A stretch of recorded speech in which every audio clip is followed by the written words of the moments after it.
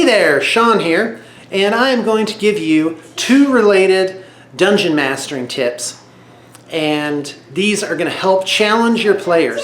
First off, I want to say that my approach to fantasy role-playing is one in which the dungeon master is the host to the fantasies of the players. The 2 roles are very different.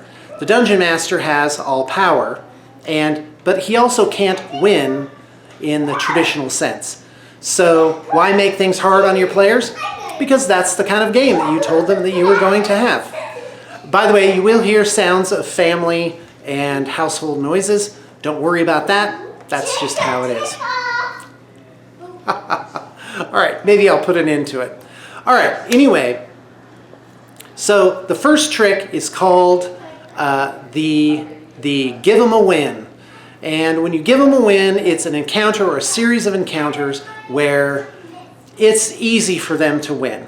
It might not be obvious at the beginning. You might skin this encounter to be very difficult, a dragon and its disciples, or a very large miniature that looks very imposing and scary.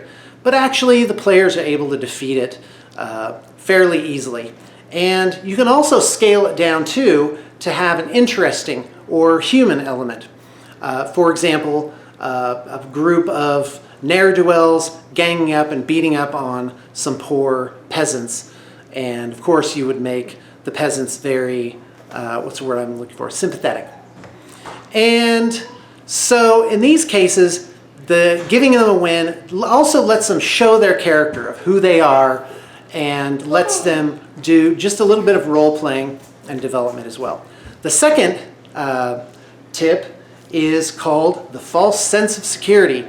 And it ties into give it a win. Basically, you run a bunch of encounters where it's very easy, and then you hit them with something a little harder, a little more devious, so the left hook that they weren't expecting, and lo and behold, they will have let down their guard, or maybe they'll have a sort of they'll start feeling overconfident, and you can give them a different type of challenge by them all of a sudden having to do some quick thinking and figure out how to get back in formation if it's a tactical game, and of course sort of get themselves back on top.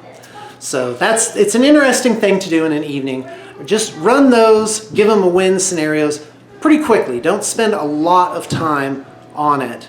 Otherwise you can spend the whole session and that your players can get a little bit bored of that. I would recommend at least 3 encounters for false sense of security. Give them a win can be 1 or 2 encounters, but maybe as many as 4 in either case to sort of really give it that sense and let them be heroes or the types of heroes that they want to be, which could be murder hobos. And all right, well, thank you very much, and I will have many more tips for you in the future, and you're going to love it.